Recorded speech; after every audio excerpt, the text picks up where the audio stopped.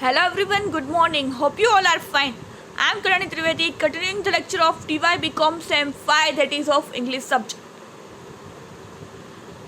We have completed the textbook and we are discussing grammar topics. We have 3 grammar topics in our syllabus, that are modal auxiliary verbs, press release and official letters. We had started the discussion of first topic, that is modal auxiliary verbs.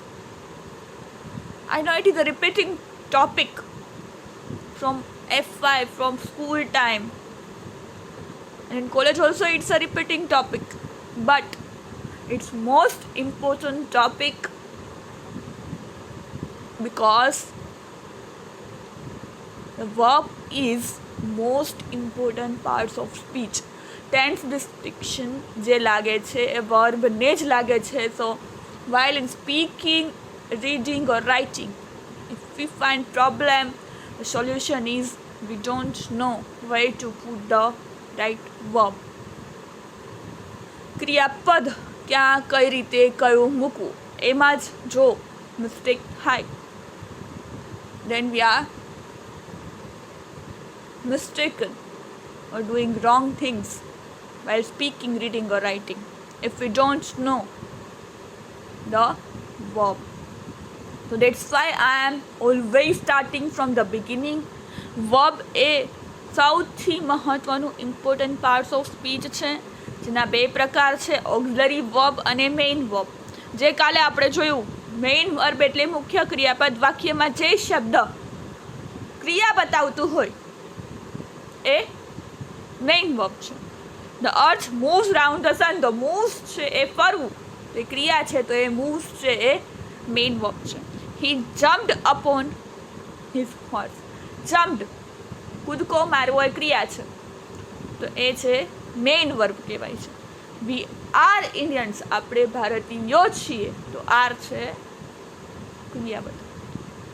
I have no time to waste. મારી પાસે એક પણ એવો સમય નથી કે જે હું વેસ્ટ કરું, તો એ આઈ હેવ છે એ મેઇન વર્બ છે. ઓક્ઝિલરી વર્બ એટલે કે helping verb, and auxiliary verb helps the main verb to form tense, mood, voice. મેં કીધું શું કામ વર્બ એ most important parts of speech છે, તો એનો અહીંયા જ જે મેઇન યુઝ આપી દીધો છે કે એનામાં ટેન્સ, મૂડ, આસ્પેક્ટ, વોઇસ બધું આમાં લાગે છે. ચેન્જ ધ વોઇસ હોય, કોઈ પણ વસ્તુ હોય, મૂડ, ટેન્સ લગાડવો હોય તો એ વર્બમાં લાગે છે, બાકી કરતા કર્મમાં કંઈ ફેરફાર થતો નથી. જે ફેરફાર થાય છે ક્રિયાપદમાં થાય છે. જે આપણે જોયું, my mother is cooking, she has, તો એ બધાય ઇઝ, હેઝ, કુકિંગ છે તો મેઇન વર્બ છે, અને ઇઝ છે ઓક્ઝિલરી એટલે કે હેલ્પિંગ વર્બ કહેવાય છે. She has just gone out. Gone out એટલે બહાર જવું એ ક્રિયા છે, પણ હેઝ એ પણ હેલ્પિંગ વર્બ છે, ઓક્ઝિલરી વર્બ છે. Do not disturb me. Do એ પણ ઓક્ઝિલરી વર્બ છે. When did you do that. Did કાર્ડ બતાવે છે તો ઓક્ઝિલરી વર્બ છે. Latif was arrested. વોઝ છે ક્રિયા વોઝ છે ટેન્સ બતાવે છે, તો એ હેલ્પિંગ વર્બ છે. યુ શુડ વર્ક હાર્ડ, ક્રિયા કરવી એ વર્ક હાર્ડ છે, પરંતુ એ મેઇન વર્બ છે, ઓક્ઝિલરી વર્બમાં શુડ આવશે.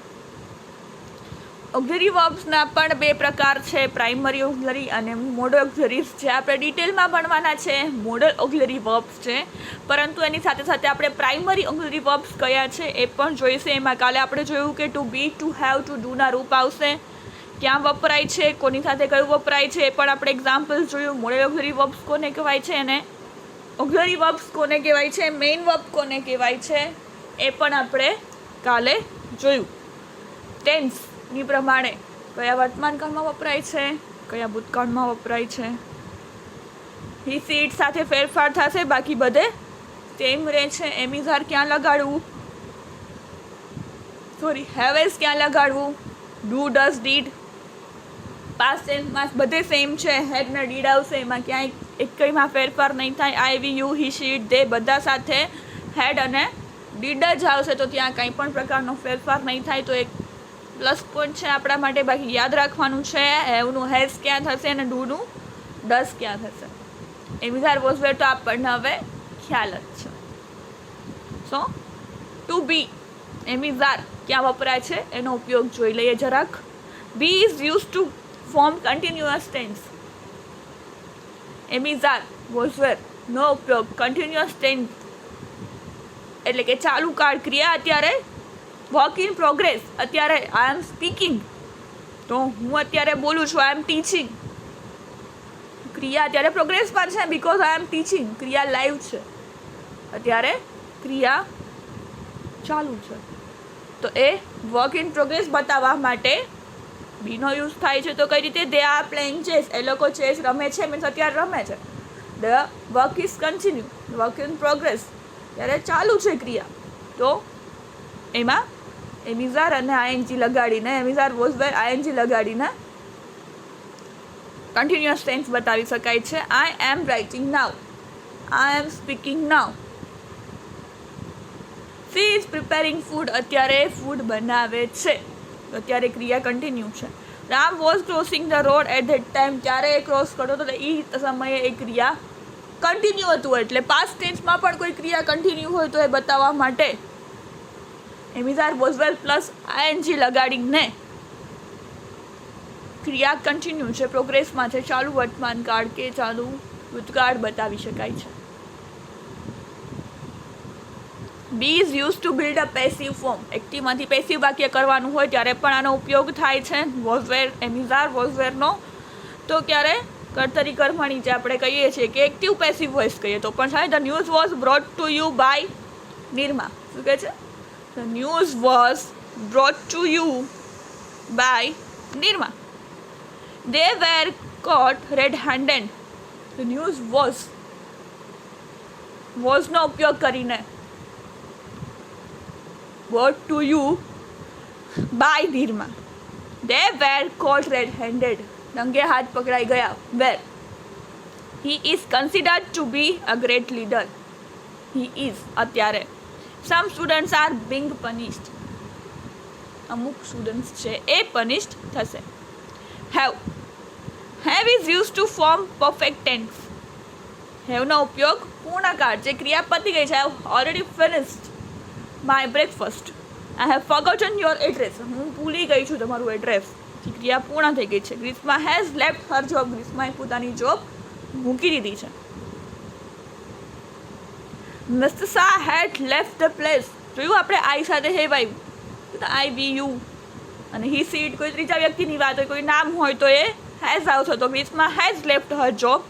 I have forgotten your address. Mister Shah કોઈ ત્રીજી વ્યક્તિ છે તો હેડ ભૂતકાળનું રૂપ બતાવ્યું છે. Mister Shah had left the place before we reach. અમે પહોંચ્યા પહેલાં તો મિસ્ટર શાહે એ પ્લેસ છોડી દીધી એટલે પૂર્ણ. હેડ એટલે પૂર્ણકાળ. Have you done your work.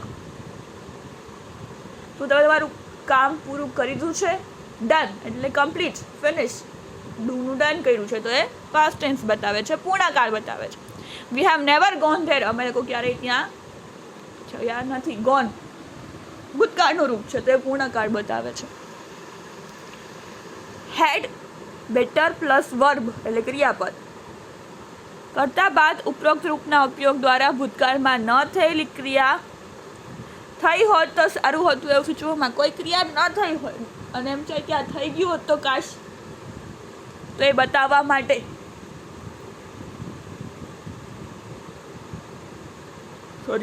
Had better plus વર્બનો ઉપયોગ થાય છે. કઈ રીતે?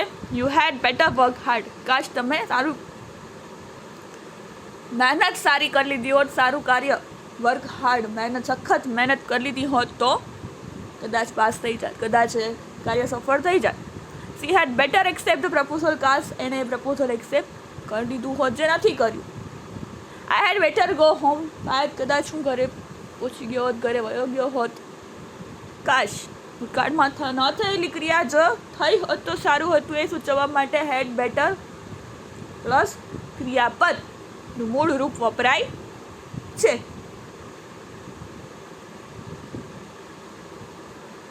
Next is do.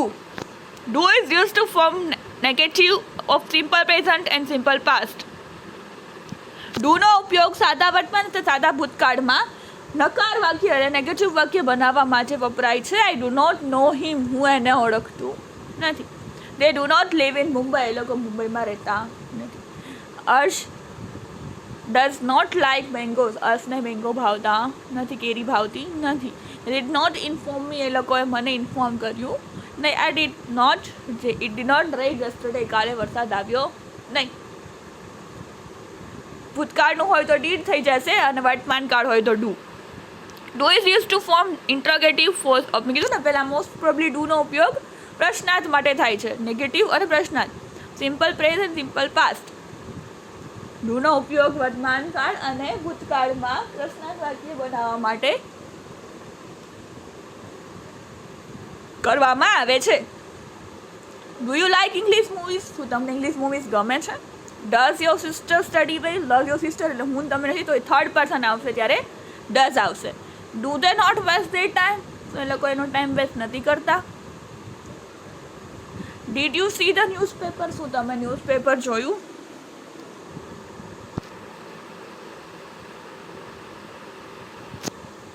Do is use to avoid repeating the same verb or phrase. એકને એક વાક્ય, કારણ કે મને રેડ કલર ગમે છે ને તમને પણ ગમે છે. I like red colour and you do to, એવી રીતે પણ કહી શકાય. My friend likes. રિપીટેશન એટલે પુનરાવર્તન ટાળવા માટે એકને એક જ વાક્યને બીજી વાર રિપીટ ન કરવી હોય ત્યારે એનો ઉપયોગ થાય છે. My friend likes politics and I do to. મારા ફ્રેન્ડને પણ પોલિટિક્સ ગમે છે અને મને પણ, તો એ આખું બીજી વાર રિપીટ ન કર્યું, આઈ ડુ ટુ કરીને મૂકી દીધું છે. She sang song and the children did too. એણીએ ગીત ગાયું અને બાળકોએ પણ ગાયું. They make mistakes but I do not. એ લોકો મિસ્ટેક્સ કરે છે પણ મેં નથી કરી. આઈ ડુ નોટ, મેં આ મિસ્ટેક્સ નથી કરી. આખા વાક્યને રિપીટ કરવા કરતાં I do or I do નોટથી એ વાક્ય પુનરાવર્તન ટાળવા માટે થાય છે. Do is use to make an affirmative or imperative sentence. આજ્ઞાર્થ વાક્યનો પણ વિધાન કે આજ્ઞાર્થ વાક્યને ભારપૂર્વક કહેવા માટે થાય છે ડુનો ઉપયોગ. એમ્ફેસિસ એટલે ભાર. Bipasha does look very beautiful. Bipasha સરસ દેખાય છે, બ્યુટીફુલ ગર્લ છે. We do respect our elders. આપણે આપણા એલ્ડર્સ એટલે ગ્રાન્ડ પેરેન્ટ્સ, આપણાથી મોટા વ્યક્તિઓને રિસ્પેક્ટ આપવી જોઈએ. I do like my students. મને મારા વિદ્યાર્થીઓ ગમે છે. Do study harder. શું કહે છે? Do study harder. સખત મહેનતથી ભણો. નાવ યા ઓક્ઝિલરી, પ્રાઇમરી ઓક્ઝિલરી વર્બ્સ ક્યાં કઈ રીતે કયું મૂકવામાં આવે છે, આપણો એમાં મિસ્ટેક થાય છે તો આપણે એનું એક્ઝામ્પલ જોઈએ.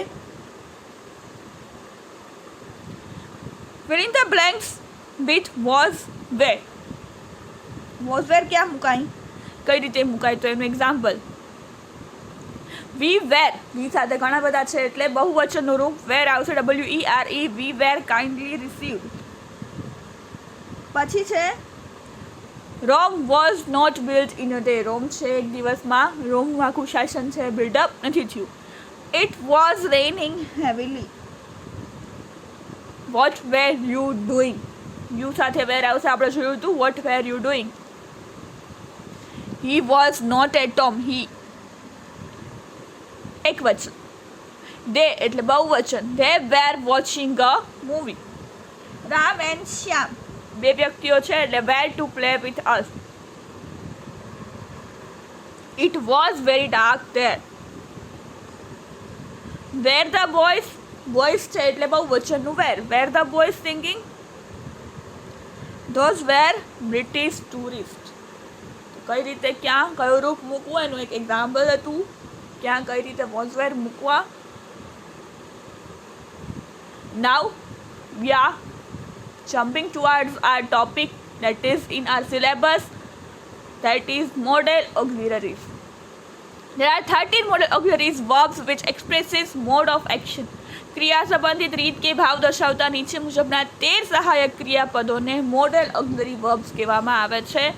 પહેલું shall, should, will, would, can, could, may, might, must, ought to, use to, dare અને નીડ.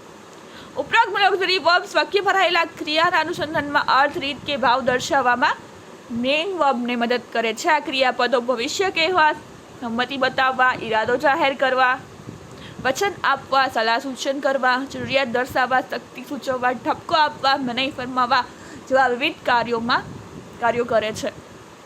હવે એક મોડેલ ઓક્સિલરીઝને ડિટેલમાં જોઈશું. કઈ રીતેનું વાક્યમાં ઉપયોગ થાય છે. પહેલાં મોડેલ ઓક્સિલરીઝ એને જોઈ લઈએ. We shall C you tomorrow. અમે આવતીકાલે તમને મળીશું. I will help you. હું તમને મદદ કરીશ. One should keep once promise. દરેક વ્યક્તિએ વચનો પાળવા જોઈએ. આઈ વુડ રાધર કીપ મમ દેન આર્ગ્યુ વિથ યુ. દલીલ કરવા કરતાં હું ચૂપ રહેવાનું વધુ પસંદ કરું છું. My brother can lift 50 kg. તો શેલનો ઉપયોગ ભવિષ્ય દર્શાવવા માટે થાય છે. વિલનો ઉપયોગ પણ એ જ થાય છે. શુડ વચન પાળવા. વુડ પ્રિફરેશન કે હું કયું પ્રિફર કરું છું, ચોઈસ માટે થાય છે. કેન ક્ષમતા બતાવવા માટે થાય છે. My brother can lift 50 kg. મારો ભાઈ 50 kg વજન ઉપાડી શકે છે, ઉંચકી શકે છે. તો એ ક્ષમતા દર્શાવવા બતાવ્યું છે.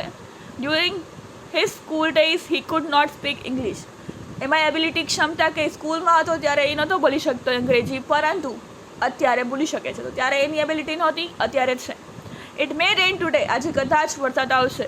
મે શક્યતા દર્શાવવા માટે વપરાય છે. They might win the match. એ પણ શક્યતા, પોસિબિલિટી. તેઓ મેચ જીતશે ખરા. You must not come late. Must એટલે ફરજિયાતપણે તમારે મોડું આવવાનું નથી. મસ્ટ ફરજિયાત દર્શાવવા માટે વપરાય છે. You oat two act as your parents.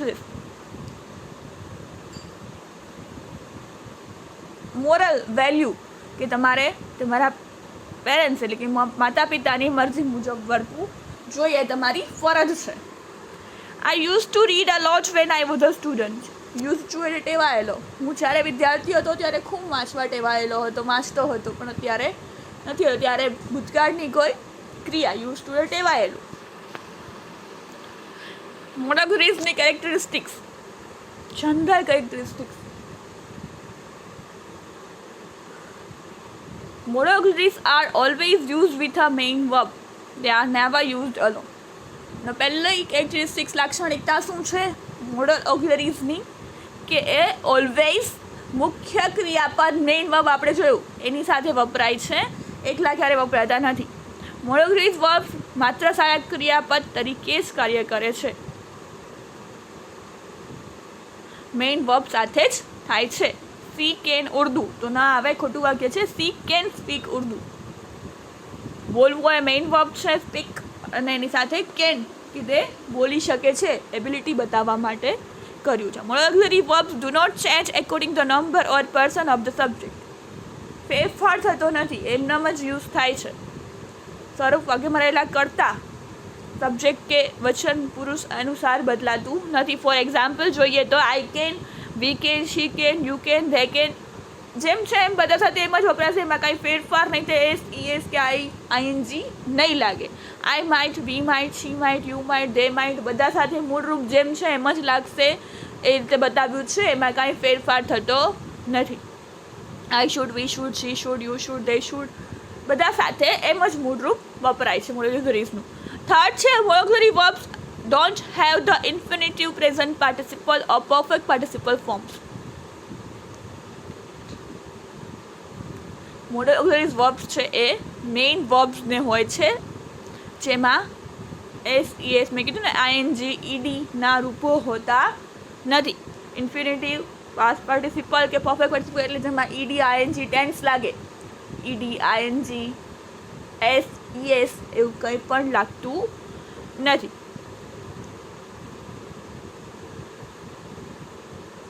So, this is all about today's lecture. We will continue the detailed discussion of all 13 model auxiliaries in the next lecture. So, thank you for listening. Have a nice day.